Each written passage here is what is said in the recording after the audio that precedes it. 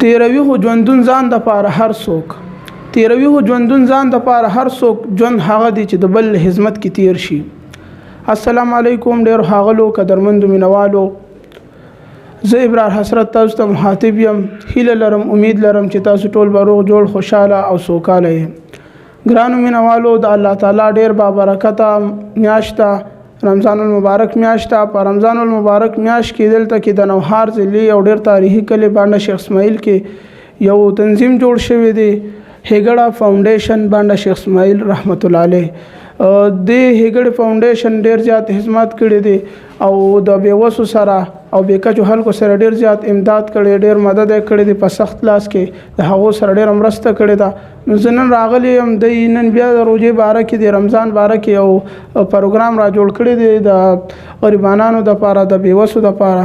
او دا به ورته ورکوي. نو زه دلته راغلی یم، په دې باره کې مې یو پروګرام را جوړ کړی دی. زه به انشاءالله د ښيګړه فاؤنډيشن چې کوم مشر دی حاجي ذاکر الله صاحب، هغوی سره به هم خبرې کوم او چې د هغوی څه خیالات او څه اظهار یې به تاسو ته وړاندې کوي.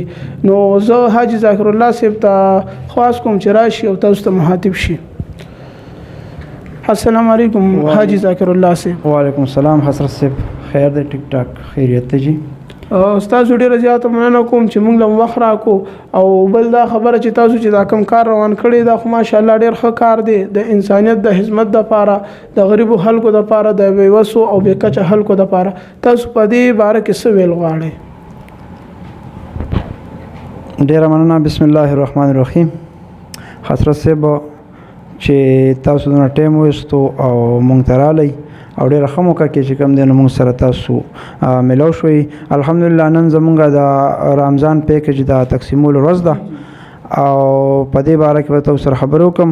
بله تاسو اظهار یاد کو، نو اظهار دا دی چې الحمدلله د دې فاؤنډیشن شروعات چې وشو تقریبا دا د 18 میاشتو نه موږ په دې باندې کار کوو. په دې دوران کې مونږ یونیفارم ورکړی دی ماشومانو ته، په سکول کې های سکول کې مو ورکړی دی او دې نه علاوه په پرایمري کې مو ورکړی دی نادارو او بیوسو ماشومانو له. زمونږ د فاؤنډیشن بنیادی مقصد چې کوم دی نو هغه په تعلیم باندې زیات خیال دی او خاص کر د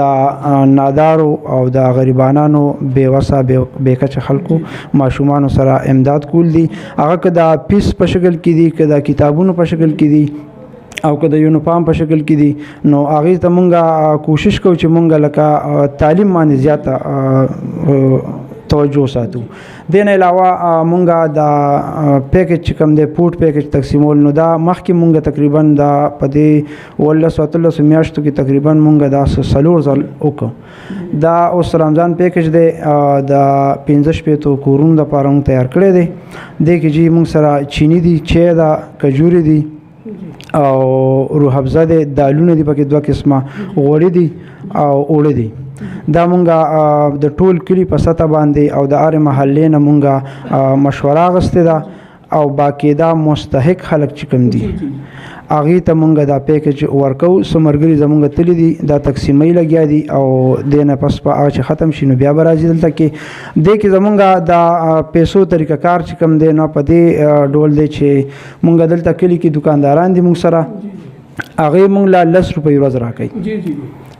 لومبنۍ خبره خو دا ده. دې دپاره مونږ یو کس نیولی دی، هغه له مونږ څه لږه غوندې تنخواه ورکوو. هغه ځي هر مازدیګر او د دکاندارانو نه مونږ له دا پیسې راغونډوي. هغه باقاعده په ریکارډ باندې راځي چې څوک ورکوي وله او لکه د ټولې میاشتې پوره ریکارډ مونږ سره دی. لکه دا 18 میاشتې وشوي نو مونږ سره دی پوره تفصیلي ریکارډ دی. دې نه علاوه چې کوم دی نو مونږ سره زمونږ ممبران زمونږ ملګري چې کوم دي الحمدلله د یو بل نه زیات محنت کوي. بهر نه د یار دوست نه راغلي او خپله چې مونږ کله دلته کې میاشت کې یو میټینګ کوو په هغې کې هغې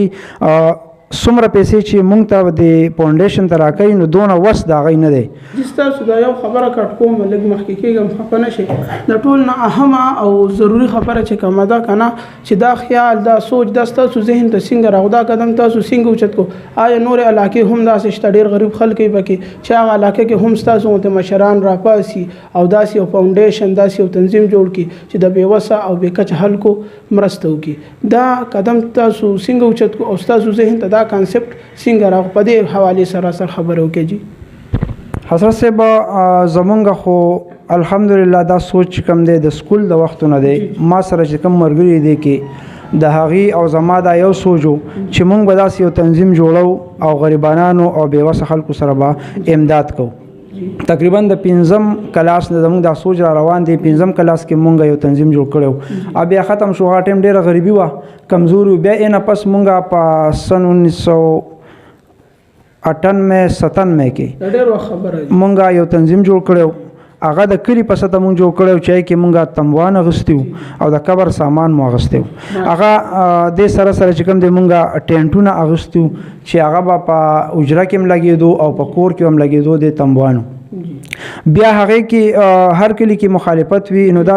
مخالفت پکې جوړ شو د خپلو ملګرو نه. نو هغه تنظیم مونږ نه پاتې شو او بیا مونږ لغونتې کوشش مو کولو خو هغه تنظیم زموږ ختم شو. دې کې بیا چې کوم دی اوس په دې 17 میاشتې مخکې مونږ له څه ماشومان رالل چې د هغې کپړې نوې خرابې وي او دلته کې ما ته ووایي چې یاره زمونږ د سکول کپړې نشته. بیا په دې کې چې کوم دی نو دغه دوران کې زما ملګری دی د شهید امین، هغه هم دا ما سره کېناستو په دې باره کې مونږ خبرې اترې وکړې چې یاره زمونږ خو دا پخوانه یا مخکې نه د تنظیم سوچ را روان دی، خو یاره نن چې کوم دی نو الحمدلله زمونږ وس شته دی او مونږ سره چې کوم ملګري دي نو د هغې هم وس شته. نو بیا د یو سره نو یو تنظیم شروع کوو او زمونږ اغراض او مقاصد چې کوم دي نو هغه د پوډ نه زیات زور چې کوم دی په تعلیم باندې دی. مونږ سکولونو ته ایجوکیشن چې هغه غریب نه غریب مونږ دا ویلي دي، سکولونو کې استادانو ته مو ویلي، په های سکول کې مې هیډ ماسټر ته ویلي دي او پر ماسټر ته وغیره ټول سټاف ته مو ویلي، په پرایمري کې خانجي استاد وغیره ټولو ته مو ویلي دي ماشوم باندې تعلیم وکړي. کم ماشوم چې کپړې نه یونیفارم کتابونو ضرورت وي، کاپیانو ضرورت وي، زمونږ دروازې هغې ته کولو دي. هر ټایم راتلی شي. پرایویټ سکولونو ته هم چې کوم ماشومان تلل غواړي او کم ځي نو هغې له مونږ فیس هم ادا کولی شو. د هغې یونیفارم، د هغې کپړې، د هغې تقریبا د سکول د ایجوکیشن دغه کلاس چې څونه اخراجات دي مونږ یې برداشت کوو، خو په دې باندې تعلیم وکړئ. مونږ دا خبره زه بار بار کوم چې یاره عمران خان وایي چې تبدیلي راځي، تبدیلي راولو، تبدیلي راولو. تبدیلي چې کومه ده نو دا بغیر تعلیم نه راځي. مونږ چې تعلیم نه راغلی نو تبدیلی هیڅ کله نه راځي. که مونږ په پیسو کې پټ شو تبدیلی زموږ ذهنونه ټول ګډوډ دي. دا به تعلیم سره ټیک کېږي او تعلیم ضروري نه چې ته به نوکري کې او تا ته به نوکري ملاویږي. تعلیم تا نه یو ښه انسان جوړوي. دې کې حضرت صاحب زه به یو عرض وکړم بیا د دې معافي چې مونږ دا فاؤنډیشن کله شروع کړی دی او د دې د تصویران فیسبوک باندې لاړ شي نو زه یو عاجزانه طور یو خاص کوم درخواست کوم خپلو ګرانو کتونکو ته او لیدونکو ته چې یاره تاسو کمنټس ورکوئ نو خیر دی لږ غونته سوچ وکړئ. دې کې بعضې داسې خلک دي چې هغې دا کمنټس ورکوي نو ډېر کمزوري ورکي او یو کمزوره سوچ ساتي. د دې تاسو ته ما ووایي چې دا شروع څنګه دی وګورئ او دا مونږ دا د نن دا راشن تقسیمو. تاسو وګورئ مونږ سره لیست پروت دی چې دا مونږ کومه طریقه باندې دا لیست تیار کړی د ټول کلي نه تیار کړی دی. الحمدلله په 65 کسانو کې زه لیست خیمه په دې فیسبوک باندې خیم. دې وګوري که یو هم پکې مستحق لکه مستحق نه علاوه پکې داسې وي چې هغه زمونږ لکه جان پہچان وي یا مخ مروت وي نو مونږ دا فاؤنډیشن چې کوم دی نو هر هغه جواب ته دې لپاره تیار یو. مونږ الحمدلله په دې فاؤنډیشن کې غلط سوچ نه کوو. دا د غریب دپاره دی او کوشش په زمونږ دای تر اخره پورې چې مونږ غریب سره امداد وکړو. تاسو لږ مخکې کېږم تاسو چې کوم دا پیکیج د رمضان پیکیج نو دا تقریبا د څومره پیسو دی دې باندې څومره خرچه راوځي؟ دا پیکیج چې کوم دی چې زمونږ تقریبا نجیب الله چې بټو باندې مشهور دی زمونږ خزانچی هغه دی. دا پیکیج کم و بیش د 1 लाख او 42-43 हज़ार रुपये دا پیکیج دی. دا 1,42,43,000 روپو دی. دې کې مونږ سره چې کوم دی نو 3 کور داسې دي چې هغې له موږ نغدې پیسې ورکوو هغې ته راشن ضرورت نشته هغې ته د پیسو ضرورت دی راشن امداد هغې سره نور خلک ډېر کوي باقي موږ سره په دې کلي کې یو کس داسې دی چې هغې له موږ ماهانه پیسې ورکوو چې د هغه هېڅ هم نشته دی د هغه درمل مستحق دی هغه له موږ ماهانه چې کوم دی نو بلکل تړلي دي هغه له موږ ماهانه ورکوو نوم یې نه اخلم خو ډېر انتهایي غریب دی باقي مرګو ته زه دا خواست کوم چې وروڼو زمونږ تاسو چې اعتراض کوئ نو خیر دی د اعتراض په ځای باندې مونږ سره ملاویږئ مونږ له راځئ زمونږ ریکارډ وګورئ زمونږ ریکارډ وګورئ که مونږ نه کومه غلطي شوي دا غلطي مونږ ته وښایئ مونږ به د هغې احسان منو چې هغه غلطي مونږ ځان نه وباسو ځکه چې دا فاؤنډیشن مونږ مضبوطول غواړو ختمول یې نه غواړو ټیک ده مونږ دا ختمول نه غواړو دا مونږ مضبوطول غواړو نو مونږ سره ملاتړ شئ او مونږ سره په دې کې مرسته وکړئ د کلي چې څونه وزدار خلک دي د بانډه شیخ اسماعیل زما د کلي سانه وزدار دي او الله پاک ولې توفیق ورکړی دی نو زه ورته د دې چینل طرف نه ستاسو دی الله عزتو کې چې موږ مقرره کا د دې نه ورته خواست کوم چې موږ سره په دې کې شمولیت مو کوي موږ سره په دې کې ممبران جوړ شي موږ سره دا مخ کې کوي او موږ له خېخي مشورې راکړي چې دا سیس موږ مخ کې یوسو مخ وړاندې او الحمدلله ان شاء الله العزیز چې کومه طریقه باندې زموږ دا کار روان دی زموږ سره چې کوم د عمددي کلی نه کوم امداد شروع دی نو موږ خو بس نور څه نشو کولی صرف دعاګانې وکړو ستاسو چې ډېره زیاته مننه کوم حاجي ذاکر الله صاحب تاسو زموږ پروګرام له وخت راکړو زموږ مینوالو له وخت راکړو په اخره کې که داسې څه پیغام داسې میسج تاسو په ذهن کې وي او د نورو علاقو چې کم هلک دي کم شخصیتونه دي ښه ستاسو غوندې ناظمان چیرمنان هم شته او ای هم داسې یو قدم اوچتول غواړي نو هغوی ته تاسو څه میسج ورکول غواړي چې د نورو مسلمانانو دپاره نور غریبو کسانو دپاره داسې څه ښه کار وکړي حساس صاحب الحمدلله تقریبا چې څونه تعلیم عام کیږي نو دا شاندا شعور پیدا کیږي تقریبا زیاتو کولو کې شروع دي کم دی چې نن دي شروع نو زه د میک په ذریعہ هغې ته دا خواست کوم چې په خپله انکم ستاسو چې کم دی کم چې کم ستاسو مال حال دی هغې کې کوشش وکړئ چې د غریبانانو او د بیوسه بیکچه خلکو حصه پکې پوره وکړي الحمدلله دې سره چې کوم دی دولت کمیږي نه زیاتیږي او نور زه د خپل کلي بیا هم دا خواست کوم وزدارو خلکو ته او چې چاله الله پاک توفیق ورکړی دی نو هغوی ته دا خواست کوم چې په دې فاؤنډیشن کې موږ سره ملګرتیا وکړي او د وس مطابق موږ سره امداد هم کوي او موږ له خېخي مشورې هم راکوي ځکه چې د انسانیت چې کوم دی نو موږ خو 15 وخته فرض دی باقی چې کوم دی اخو ستا ډیپټي دا خو خدای پاک تا باندې ایښې ده باقي چې کوم دی حقوق الله حقوق العباد عباد کې چې کوم دی نو دا ټول څه د ګاونډي تپوس په موږ نه کېږي چې یاره د دې ګاونډي باندې سختې تېرې دي دی کمزوری د چې کوم دی نو حالات داسې او تا چې کوم دی نو ښه خوړاس کا اغونده او د دې ګاونډي تپوس ته نه کړې تا نه به تپوس کېږي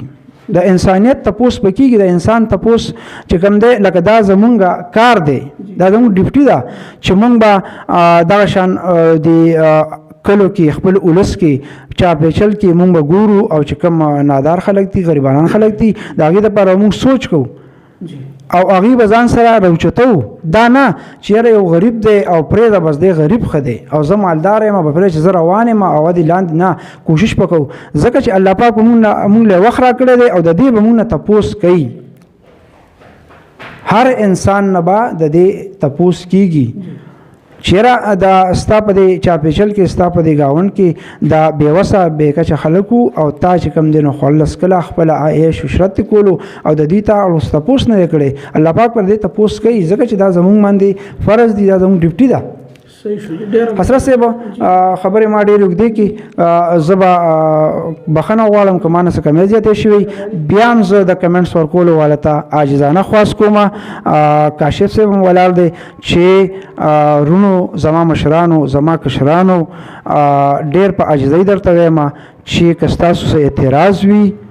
دا څه مقصد له نه جوړ د دې مقصد چې کوم دی نو صرف دغه دی چې ما مخکې کوم بیان کو بس تاسو کو څه اعتراض وي نو تاسو راشئ مونږ سره کینئ مونږ د دې کلی خلک یو تاسو د ولس خلک یو د بل ځای خو نه یو کنه نو تاسو مونږ سره کینئ مونږ له تسلیم راکئ مونږ له چې مشوره راکئ غلطي به انسان نه غلطي کیږي مونږ نه بس غلطیان هم کیږي په هغه کې به مونږ چې کوم دی د غلطۍ هغه احساس مونږ ته کیږي ډیره مننه حضرت صاحب بار بار تاسو شکریا چې ادا کوم کومي چې تا په دې داسې لک ټیم کې مونږ لږ وخت راکو او زموږ د خبرې مو مینوالو ته ورسول ډیره مننه شکریا ډیر زیات خوشاله اوسئ اجي صاحب ګرانو مینوالو څنګه چې حاجی ذاکر الله صاحب خبرو کده اویرنس نو اویرنس کوم پکار د اویرنس سره موږ پکار چې موږ هم راشو او دې کوآپریټ کو دې سر کوآپریشن کو نو دا ډیره بهتره وي ګرانو مینوالو زموږ د پروګرام مقصد مرام او غرض دا دی چې د دې پښتنې هورې د بیوسه او بیکچه خلکو دا احساس او دا پیغام د دې خو خلکو د دې خو شخصیتونو دا پیغام او زموږ د غریبو خلکو چې کم هغه غریبي دا در غریبي دا د مینوالو ته ورسو دي اعلی چارواکو ته ورسو چې ای راشي او دې سره امداد وکړي ګرانو مینوالو کو تاسو هم په خپل علاقو کې داسې یو تنظیم جوړول غواړئ نو دا ډېر ښه خبرې او سوشل ورکر زه خپل یو سوشل ورکر یم خپل هم دا د خبرو کې منډه تړلې وم نو زه د حاج ذکر الله صاحب ډېر زیاته مننه کوم او ان شاء الله پر روان وخت کې وسره موږ هم ډېر مرسته کوو وسره هم څنګه په څنګه درېږو او دوی به ان شاء الله کوآپریټ کوو ان شاء الله که ژوند او پاو کا په یو بل پروګرام کې به تاسو سره مخاطب کېږم تر هغه د مال اجازه راکړي الله پامان